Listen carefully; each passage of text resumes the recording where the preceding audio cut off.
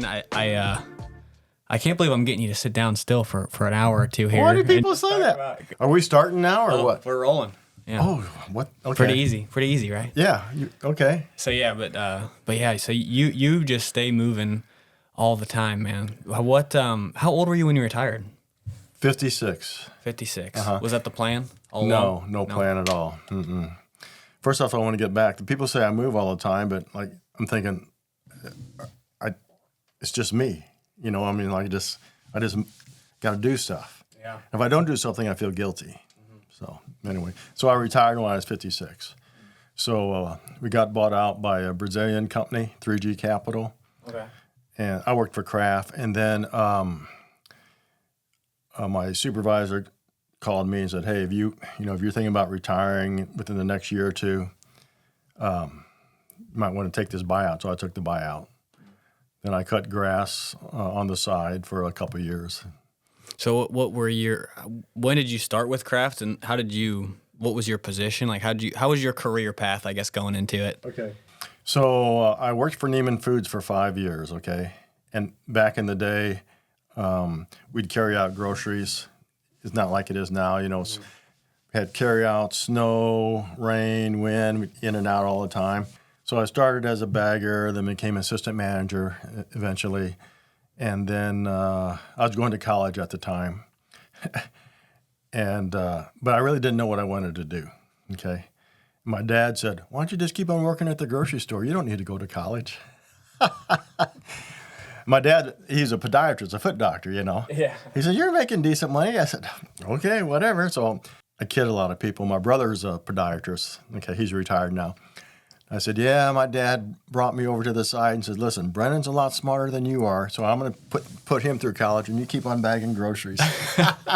He was betting on your brother, huh? He's betting on my brother, yeah. Then I always tell everybody, I'm the dumbest read. But they said, "Yeah, but you retired earlier than any of us, so how could I be dumb?" So I don't know. Yeah, so does that come from like financial awareness? Yes. So is that part of your career? Did you notice that early on, or where'd you get your start in that? So there was a guy by the name of Bob Brinker on the radio, okay, on Saturdays and Sundays from 3 to 6. I found about this machine at the time. It was a cassette reel that condenses 3 hours of shows into a 1-hour cassette.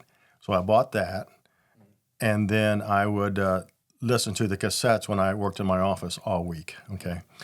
But what stuck out to me with him, as soon as he said this comment on the radio, like somebody hit me with a sledgehammer, boom, that most people spend more time cutting the grass than learning about finances. So where'd you get your start in that? Was that like Roth IRAs, focusing on retiring when you were 20s early on? Yeah, as soon as I could start investing, I think it was 18 when I was working part-time, I'd put money into mutual funds. And I'd always pay myself first. That's the key. Always pay yourself first, okay? So I'd pay myself first, and then when I got with Kraft, we had a 401k, so I maxed out the 401k. We would do a Roth, and we would always live below our means, always. And for a perfect example of that is we'd get a company car for 3 years, and then every 3 years they trade them in. Well, I would buy that company car with like 100,000 miles on it, and then I would drive it. My wife would drive it for 3 years, and then we'd always keep on rotating cars every 3 years. You started as a bagger. Yes. And then what was your ending role? How could you kind of walk us up the ladder there, how you grew? All the way? You want me to walk you up all the way? Let's go. Let's go. I think everybody should work in a grocery store at some time in their life because you really have to have a good work ethic. Not only that, but you're dealing with all different type of customers all the time, so it helps you socially. So I started bagger, then assistant manager, and then my dad with another guy he went to school with. His last name is Quagliano. We started a liquor store called the Liquor Depot at 18th and Broadway. Okay. And it was the first drive-up liquor depot. First drive-up liquor store. Okay. Like window you drive through? Yeah. Okay. And it was a complete success.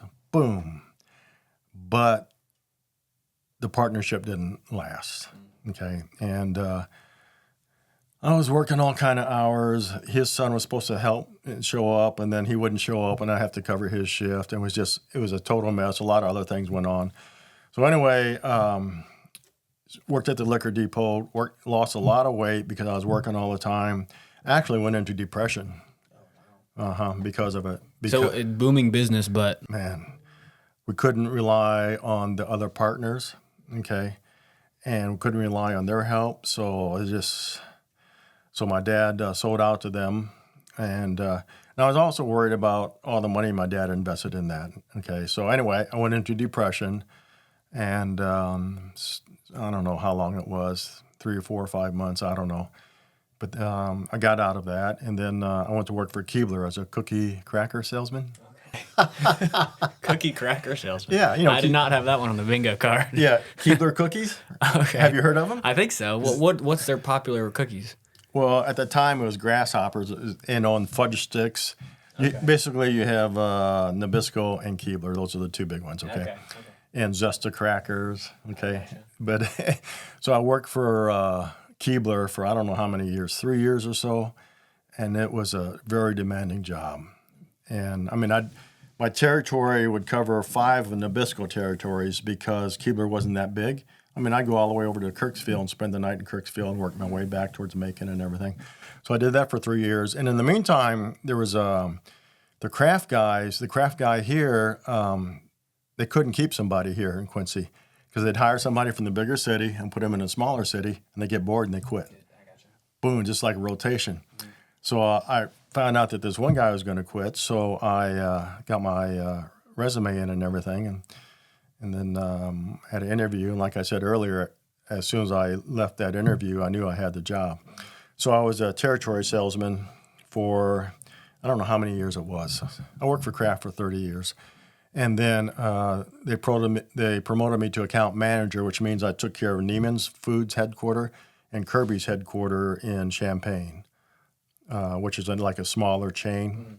The total dollar amount was for Kraft items were like a $41 million account. So worked out of my home for probably the last 25 years of my career with Kraft.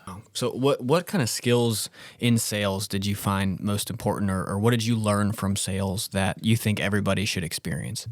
Product knowledge, be completely honest with your customer, and be sincere. If you do that, you'll be okay. As what I've learned from being in sales, that I've had to deal with the dairy manager, who stocked the cheese and stuff, all the way up to owners of the company and all the different personalities in between. So you had to kind of adjust your personality to fit their personality. Does that make sense? Meet them where they're at, kind of? Yeah. Yeah. If I was talking to an owner of a company, maybe we're talking about investments or something, but if I was talking to a dairy manager, maybe he's talking about, I just bought this new car. And so it's like, you understand what I'm saying? It's like a whole different gamut.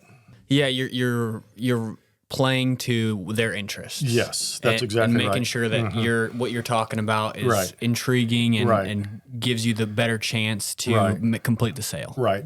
And then also, you don't want to go in there as like, I'm a salesman, I'm high and mighty and stuff. You just want to be true to yourself and be just a regular guy. Yeah. If you do that, I think you'll be successful in anything you do. So you're making conversations, and was this kind of your MO in sales? Is just, hey, we're building a relationship.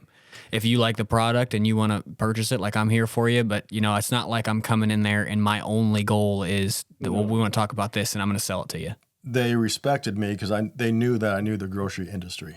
Okay. Yeah. They knew that I knew the grocery industry. So like they could tell that I'm not bullshitting them. Okay. And most grocery people are very down to earth, salt of the earth people, I am too. And so since they knew that I knew it, I think they respected me and respected my opinions on stuff. Awesome. So I want to jump back a little bit to kind of your family. Okay. How were you brought up? And I know you said your dad is a podiatrist, your brother's a podiatrist, but you're not a podiatrist, Brian. Yeah, I know. I wasn't smart enough.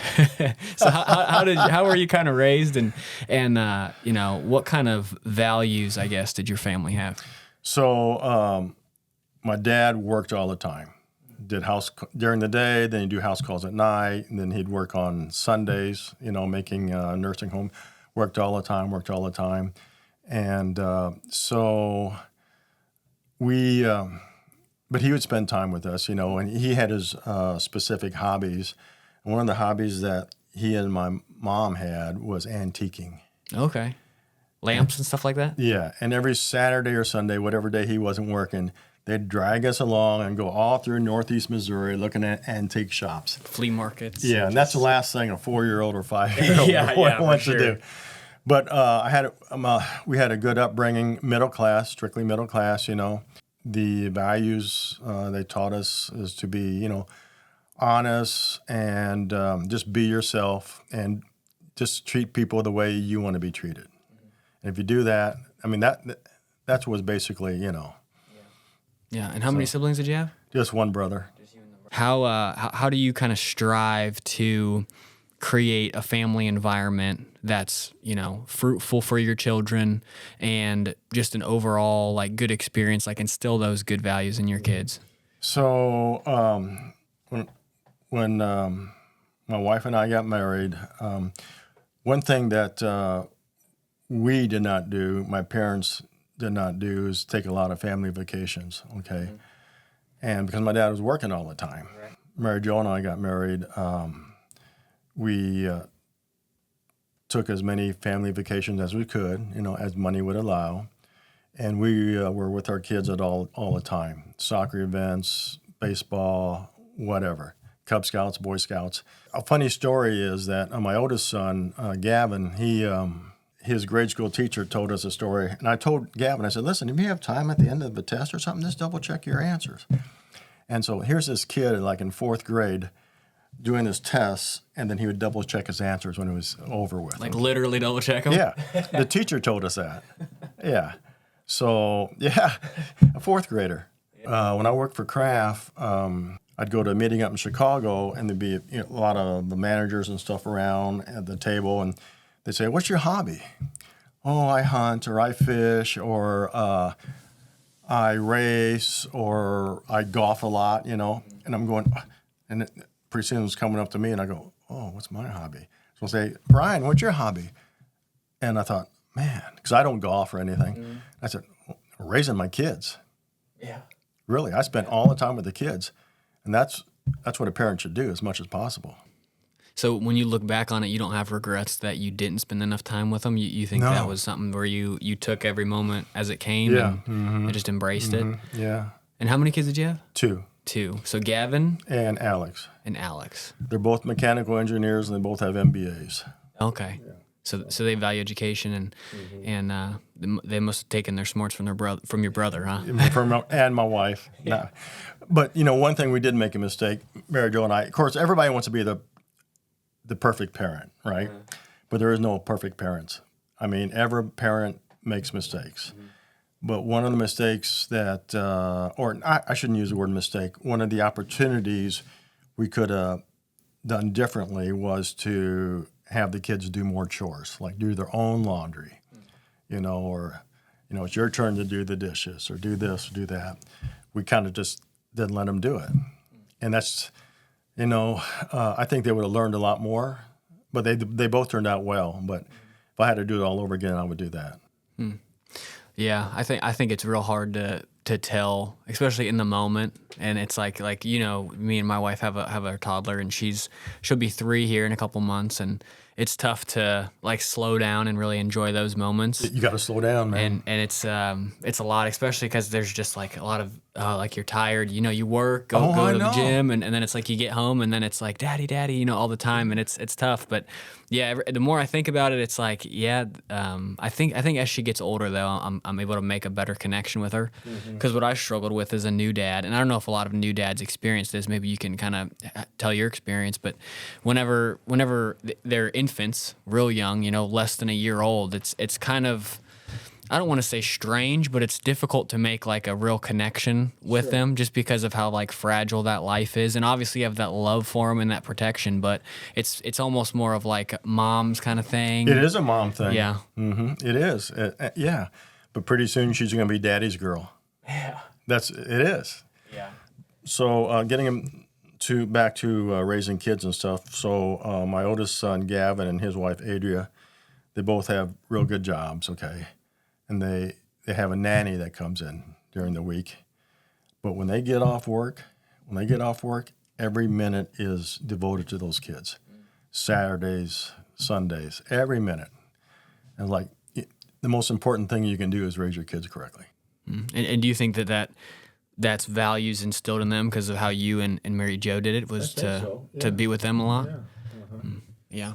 That has to be one of your more proud parenting kind of moments, I guess. It is. Mm-hmm. Yeah. So did you have in sports and things like that too? Was I in sports? Your kids. Oh yeah. Well, golfing and tennis. And so now you're on to Grandpa Brian. Grandpa. Right. Mm-hmm. And how's that experience been like? Oh, it's wonderful. They call me Paw Paw. Oh yeah. Is that your choosing? No, they just call me Paw Paw, and then they call Mary Jo Moni. Oh, okay. But what's so funny about that, when Mary Jo was in high school, her nickname was Moni. Oh, really? Yeah, and they didn't know that. They just all of a sudden just calling her Moni. That's crazy. Uh-huh. But yeah, it's great being a grandparent. There's a lot of stuff that we have to figure out because the other day Gavin said, "Hey, would you guys rather have a condo or a house?" Like, whoa, wait a minute. What are you talking about here? Because I think they want to have more, but they're going to need more help. Right. So we will never leave Quincy, but maybe, extended leave out there and back and forth. But any mistakes that I had during the kids, I won't make those mistakes with the grandkids. Yeah, it seems like live and you learn, and some stuff, it really only sticks if you do it wrong. Yeah. I found, a lot of it's just trial and error and physically seeing your mistakes and things like that. And I imagine going closer to retirement. Did you? And you mentioned the hobbies conversation. Was that a thought that you had going closer to retirement? Kids are grown, out of the house, kind of starting up some things, or how did you kind of find your way into some of the different hobbies that you have now? Well, I've always, for the longest time, I'd cut grass on the side, okay? So I had the grass cutting. I wasn't really worried about being bored, or I never have really been bored. There might be a day or two when the weather's really bad and like, okay, I've done this, and this. I'm going to relax. And I give my permission to do it. Before, I'd never give my permission to do it, okay? But as far as the hobbies and stuff, I exercise, I go to Jujitsu, and then spend a lot of time. My wife and I spend a lot of time together. That's most of the day. So here's a typical day. So my wife and I would get up around 7:30, and we sit there and drink, not alcohol, but coffee. Coffee. We drink coffee and talk, and we do that to about 8:30. I fix breakfast. Then I get to the Y, and then I'm there to about 10:30, come home, change my clothes, and put on the gi, go to Jiu-Jitsu, get done about, 1:30 by the time we get home or I get home or whatever, because I like to sit and talk. 1:30, then you get something to eat, and it was like 2:30, 3 o'clock. It's kind of like your day. Yeah, it's kind of like back to what you would do after work, right? Yeah. So that's the day. When we talk about jiu-jitsu a little bit, Brian, you're now a world champion. I know they say that, but that's all. You don't feel that way, or? No, I don't. Mm-mm. Is there a reason behind it? There wasn't a lot of competition in my category, and there won't be because of my age. That's like a testament to it gets harder when you get older, and it's harder to stay active in things. So when you talk about like staying active, into your 60s or 65, is that right? I'll be 67 this year. 67 this year. So when you get into, your older ages, do you find less energy? Do you still have the same pep, or what's kind of the challenges with that? Everybody says I have a lot of energy, okay? And I just don't think about it. I just do it. But one thing that scares me to death is like if you stop doing it. For sure. You can't stop. Not you, but a person. I can't stop, okay? If you stop, and then you're going to be lack of energy and get out of shape, and then you're going to feel bad, and you're going to age quicker. So I'm afraid to stop. I'm afraid to stop. And that's with exercise, jujitsu, just getting out and mowing yards, washing snow wax my own blowing. car, all Yep. that. So, Yeah. so like the other day when we had that 8-inch snow or whatever it was. So I did 4 driveways. I did Mariana's driveway. Yeah. So, yeah, it's no big deal. As you get older, you find out helping people is such a rewarding experience. When I was 25 or 30, like, shh. But when you get older, it's very rewarding. Michael in the last episode was talking about you think you're kind of doing it for somebody else, but it's also like not I want to say benefiting yourself, but you're doing it. You're getting something out of it too. You're benefiting yourself, yeah. Yeah. I've helped a lot of people. I helped a lot of people with Jiu-Jitsu, and it just makes me feel good. Okay, and I'm at the point in my life that Mary Jo and I can kind of help. Right. And whether it's time, talent, or treasure, but it just feels good. And you'll find that too as you get older. It's very rewarding. Drop back to depression. Okay. I had depression 2 times in my life, pretty bad. And it was the best thing that ever happened to me. Now you're going to say, why? Because I can kind of recognize it in other people, and I go up and talk to them. So you can relate more. They can relate, and they can relate to me. Yeah, yeah. And so how do you, what are some of those connections, and how have you helped people? It's a lot of talking and counseling, but, this too shall pass. It's just a, short time, and just keep on looking forward and put one foot in front of the other and put one foot in front of the other. And they'd ask me, like, well, how did you get, over your depression? And it was with God, with counseling, with exercise, and medication.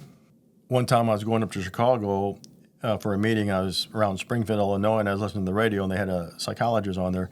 And he said 80% of the people in the world, in all cultures, will go through some type of depression at least once in their life. And that's all cultures. I mean, All people cultures. outside of developed world and in that Amazon, sort of thing. in the Amazon jungle, And probably have no idea. No idea. Yeah. Yeah. Because if you didn't have it, you wouldn't see that maybe they're suffering, and you don't want them to suffer the same way you suffered. So try to bring them underneath your wing, and talk to them and help them out and stuff. And I think most people who go through depression, that they don't have a lot of people to talk to. Get into a little bit of jiu-jitsu. Where did you first come into contact with it? What did you think about it, and how did you start? Well, there was this one guy at the Y. He's kind of tall and kind of dark complected a little bit, And I see him working out, a lot, and he always had a jiu-jitsu shirt on, okay? And I don't know, we just got talking, okay? He said, you should come try. I said, I'm too old to try. I'll get hurt, okay? He said, no, you won't. No, you won't. By the way, that's Professor Vitor we're talking about, okay? I wasn't going to try it, but then there was another person by the name of Erica that would call me 2 or 3 times a week for like 2.5 months. Oh, man. And I said to myself, who is this? They are so aggressive. Who is this? Okay. So I said, okay. They broke me down, so I wanted to try it. Okay, I went to the watch first, okay? And I said, yeah, I can do this, okay? And then I went back and took a lesson, okay? And I remember my very first lesson, I was with Jesse Betts. Yep. Okay. And they were doing hip throws. Oh, man. First time. Huh? Yeah. And so Jesse was doing hip throws, I would hip throw him, but Vitor wouldn't let Jesse hip throw me. Okay. No, don't do it, I can do it. So Jesse hip throw me, boom, I go, oh God. No break fall? I didn't know anything about that. Knocked the wind out of me and everything. Yeah. But now I can do it all day long. It doesn't bother me. Yeah. But that's how it all started. That's crazy. Uh-huh. Yeah, Jesse, that's kind of one of my earlier and consistent training partners. We go to the same class. Was that a noon class that you went to the first time too? Yeah. Yeah. So we're in that noon class kind of crowd. But yeah, Jesse will put you through the fire. Oh, man. And you come on the other side, and you're so much better from it. Yes. And I think that's one of the things that's awesome about the sport and our community that we have. It is like, everybody, you can train with somebody and get something different out of it. Yes. And everybody's there to help you. Yes. And so you being you know, on the older end of our guys there. No, excuse me, the oldest. It's confirmed. Confirmed. The oldest.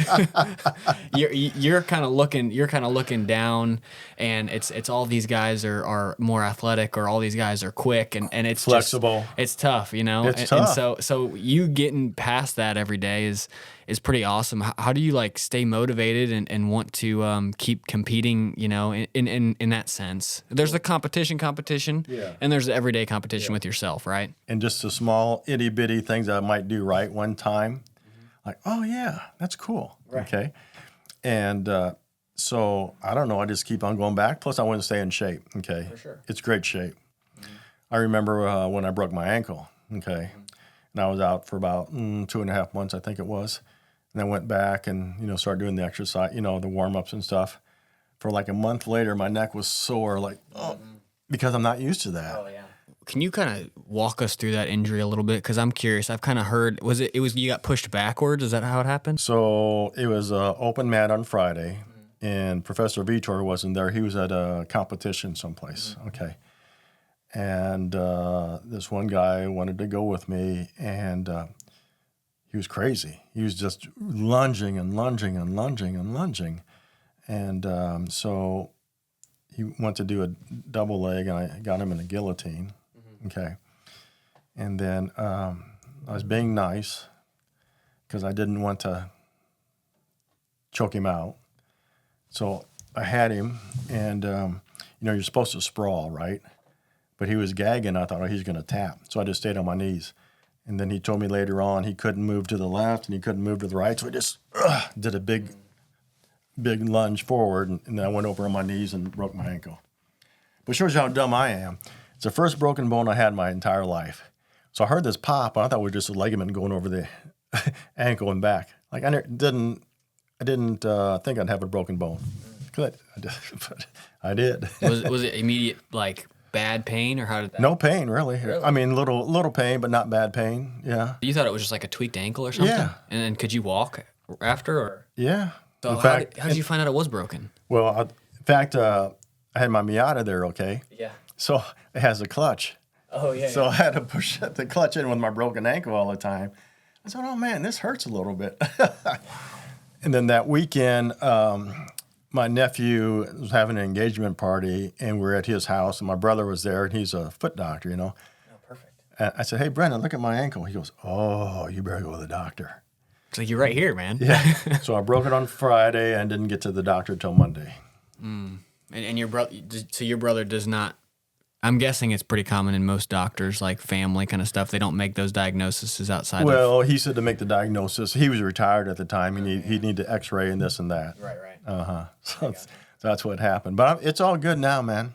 How was that recovery process? I mean, physical therapy, I'm guessing. Did they have you do anything like with water or anything like that? So the physical therapy, of course, trying to exercise your calf. Right. And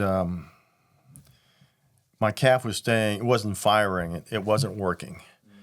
Not until they started doing dry needling, which they stick like acupuncture needles, and then they put electrodes to it and stimulate the muscle.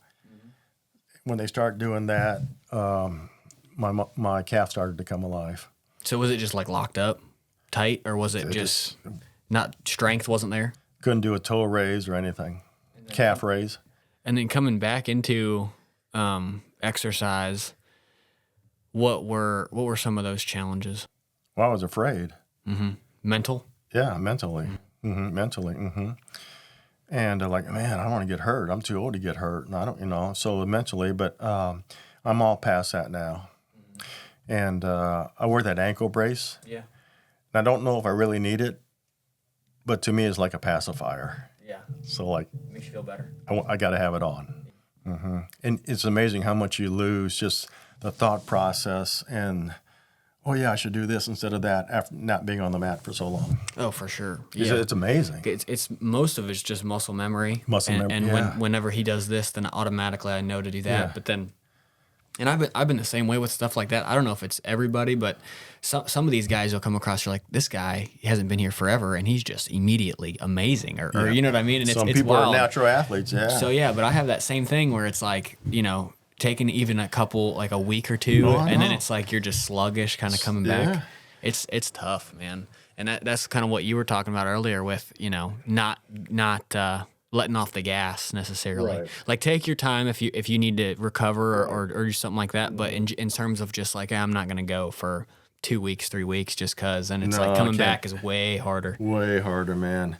But, talking about jiu-jitsu, about competition and stuff like that, one of the hard things for me is like when we spar after, the last 15 minutes of class or whatever, I get beat all the time.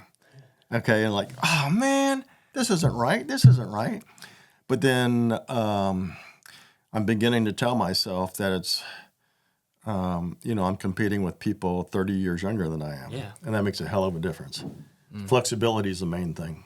Yeah. So out of your competition experience in your age bracket, have you always been able to get matches at your age? No. I've had a match down in Hannibal where the guy was 48, and I was like, I don't know. Well, I started at 64. I was 65. Then in Vegas, the guy was 60, and I was 60. I was 3 days short of being 66. And I can't make this competition, but I'm going to make as many as I can. And there won't be anybody in my age, but I'll compete down. Yeah. I mean, I'll go drop down to lower ages. When I competed in St. Louis, they were at like 47, 48 too. But that's tough. Yeah. You want to hear a funny story about that? Yeah. So we're going down. It was St. Charles actually, and walking into the place, and she said, "It'll be $10." Okay. I said, "Well, I'm competing." She goes, "You are?" I go, "Well, thanks a lot, pal." "You are?" Oh, man. I remember that. And then you're like, "Oh, there's nobody else my age here." Huh? That's that. So anyway, it was kind of funny, I thought. So yeah. It's really cool to start something new, especially at in your generation. I feel like across the board is very like, this is how we've always done things, and we're not, 100%, open-minded about 100%, doing different things. 100%. Do you notice that in your like friends that are around your age that kind of are like, "Oh, Brian, like you shouldn't be trying something like that"? Yeah, or they all say that. Yeah. And how are you different in that? Is that just like have you always been open-minded, wanting to try new things and kind of? I don't think so. I'm afraid of the old man. And I got to do what I can to keep him away. Yeah. Yeah. Okay. So talking about grandkids and stuff, something that I'm really proud of, that my 2 grandkids in Colorado are taking jiu-jitsu now. Oh, really? 5 and 3.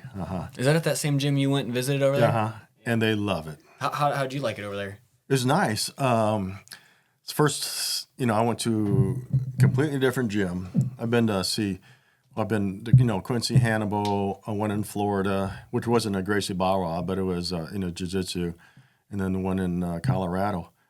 I thought, oh, man, I'm going to walk in here. How are they going to treat me, Oh, it's nerve-wracking. It's nerve-wracking. They treated me just like family. In fact, there was 2 guys that really took me underneath their wing. One was Billy Reels. He was a brown belt with 4 stripes. He's now a black belt. And a guy from Brazil called Junior. So they took me underneath their wing. Helped me a lot. How many classes or days did you go over there? We were there for 3 weeks, and I would go there 2 times a week. Okay, so you had good rapport going. And how often do you go back and forth? We're going to go back in a couple weeks, and then we'll be there for a week. Okay, so my oldest son has taken their two oldest, Graham and Nathan, to Disney World, and we're going to watch the 1-year-old Brady. So I'll have plenty of time to go out there and train. Okay, so yeah, that'll be like a consistent, like second kind of gym for you there then. Yes, and I like Professor Vitor said, go to different gyms because you'll learn different things. And I learned a couple of different things. I forgot them by now, but yeah. So what do you notice? Is there a difference in culture? Is it Do they keep those values pretty good throughout the Gracie bars across the U.S., you That's think, what in I your think, experience? yeah. And then you said you went to one in Florida Yes. that was different. And Yes. how was that experience? Real laid back. Yeah. And I told Vitor this. There was the instructor, the black belt or the professor, when we were doing drills, he was sitting on the floor with his phone. Really? Like, man, that's not right. So did you go for was it a free trial class or something? And I went. We were down there for a couple of weeks. I went down there about 3 times, once a week. I wasn't impressed. So what do you think your favorite things about the way that we train are? A couple of things. Number one, the culture and the family atmosphere is fantastic there, and nobody has an ego. Yeah. I mean, we have cardiologists there, mechanics there, and everybody's treated the same. But within the last 3 weeks or so, what I've noticed, and you're one of them, when we're sparring, we're training with them, not sparring, but doing the techniques. No, do it this way, do it that way. And when I first started, it wasn't that way. So I think that the students have grown. So I mean that is a reflection kind of Vitor and Bo and Adilson, the way that they 100%. kind of preach to us on no ego and everybody's here to help. Like you're kind of giving your time and your energy to your training partners and you're helping each other. Helping each other. What year did you start coming? What was your first year? I don't know. I was 64, so I'll be 67 this year, so whatever that is. And it's always been in Quincy? Yeah. And then you visit Hannibal occasionally? Yeah. Kind of thing.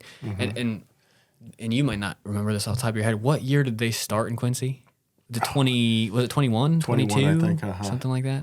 So I mean, yeah, it's a pretty relatively new place. So I wonder if you were the population early on where they're like, oh, we got to get people going and let's get them. Well, I remember Vitor took a picture of myself and him at the Y in the early days. He posted it, and we had our arms around each other, and he posted it, Jiu-Jitsu for everyone. From 3, Jiu-Jitsu from everyone from 3 to 90. I'm saying from 3 to 93. Okay. So yeah. That's the slogan? Well, it's not from 3 to 93, but Jiu-Jitsu for everyone. But that could be a slogan, 3 to 93. I was going to say, you're cranking out some new marketing stuff here, 3 Brian. to 93, Jiu-Jitsu for everyone. You hear that, Vitor?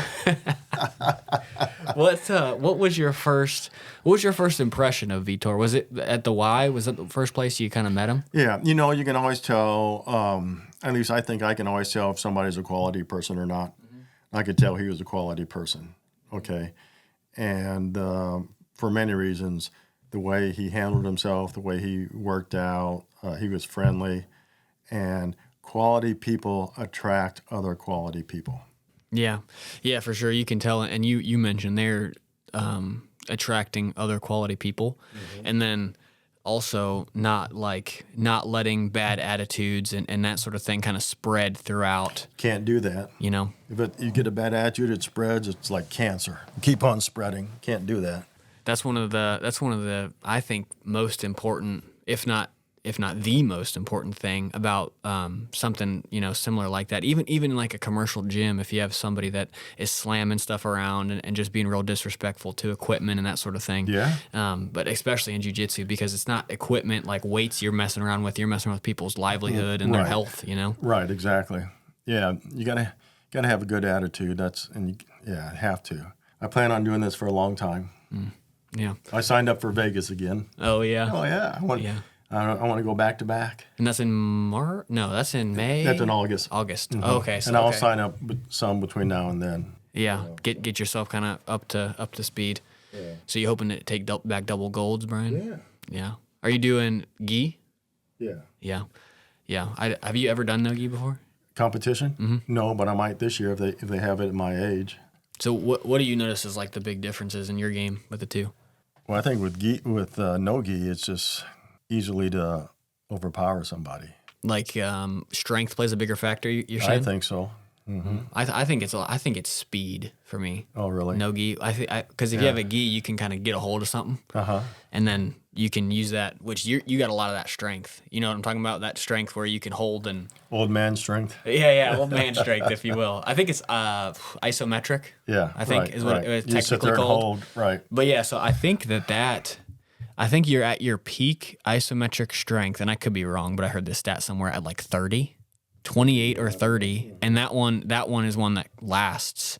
But explosive strength is like your early 20s or whatever. It's gone now. But but yeah, I feel like it's speed, and then but yeah, with gi, and I think there's just more cardio in no gi. I don't know if you've experienced that with some of the classes. I think so, yeah, because when I've done no gi before, man, you're just perspiring. Oh yeah, And yeah. Arm bars are super hard. That's why I kind of like it, because you could just pull yourself out. You know? Like not today. Not today. Yeah. We had it today, no gi, and I was going with Jordan. You know, Jordan, our one of our brown belts, and it was the last round, and he was starting to like, I was getting gassed out a little bit at the end there, and he started to he had a couple submissions, let it go, kind of let me move around, you know, because good guy, right? And that's the way you learn. Right. So yeah, and he wasn't absolutely smashing me. He was kind of letting me move around.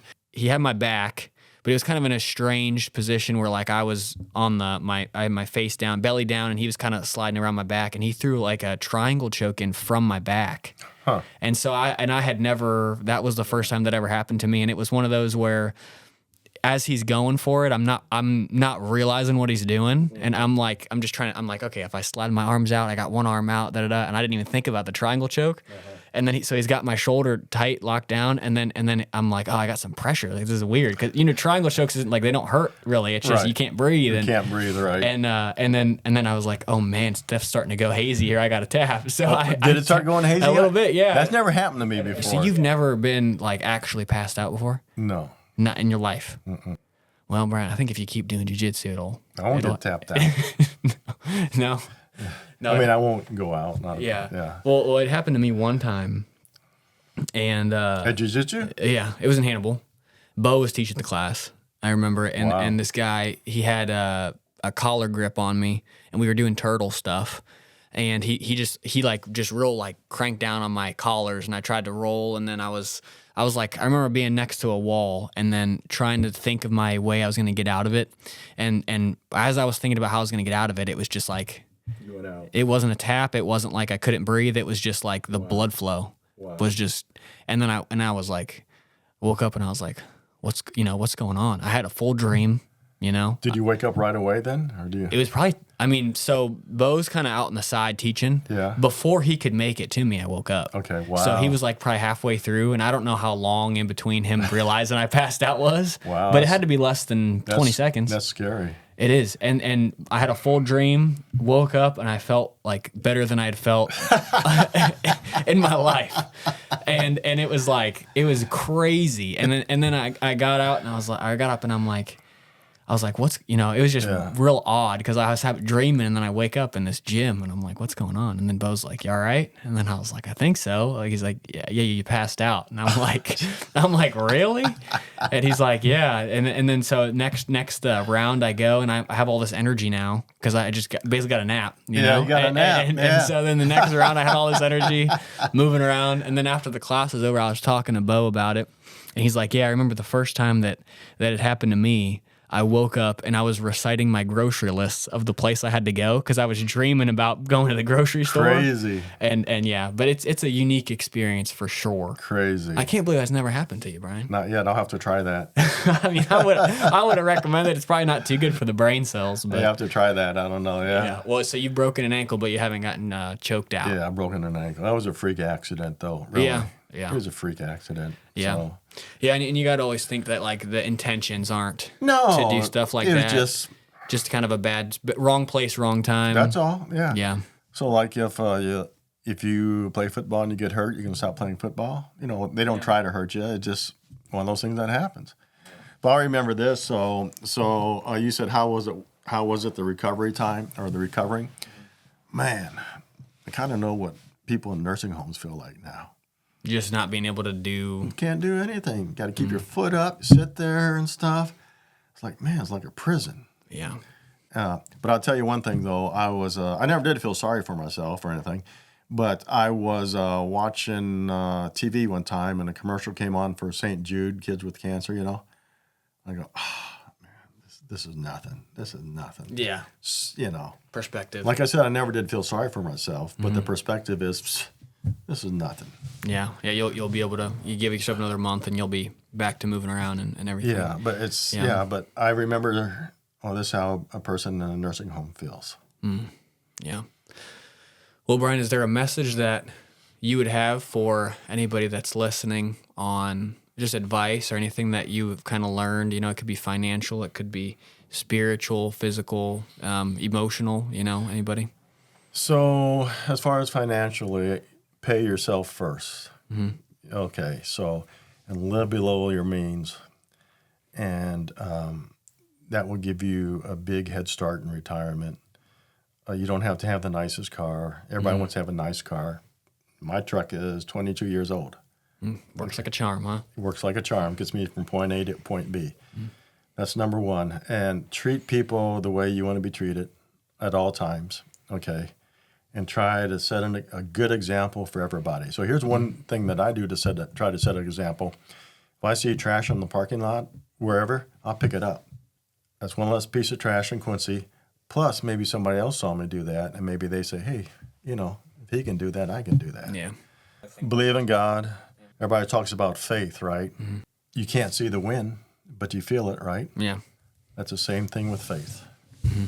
Yeah. It's not out there, you know, for you to grab hold of, but if it was, then it wouldn't be faith. It would be, you know, the way that I always like to compare it to is like if God came down and he's, you know, make this huge declaration and everybody saw and everybody knows, it's not free will anymore. Not free will. That's Because right. you just Free will. It's right there. You have to believe.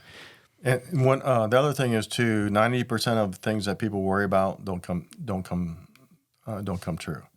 So like, you know, all this worry and everything, 90% of it's not going to happen. You know, the bad situations.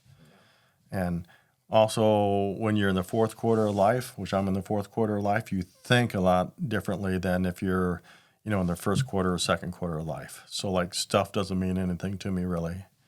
And where before you're always trying to accumulate all this stuff, like, what did I buy that for? What, you know, trying to impress somebody? Stuff is just stuff. You're a rich person if you have a great family and a lot of friends.